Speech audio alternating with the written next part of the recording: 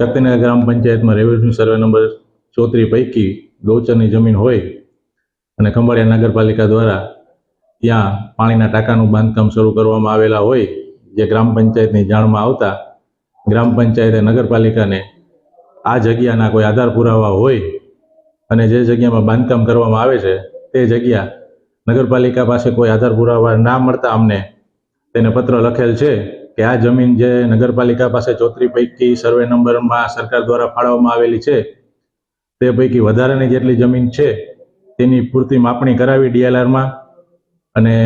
શક્તિનગર ગ્રામ પંચાયતને તેના કાગળો પૂરા પાડવા. જો આગામી સમયમાં શક્તિનગર ગ્રામ પંચાયતના કાગળો પૂરા પાડવામાં નહીં આવે તો આ જગ્યાને દબાણ ગણી આગળની કાર્યવાહી ગ્રામ પંચાયત દ્વારા કરવામાં આવશે.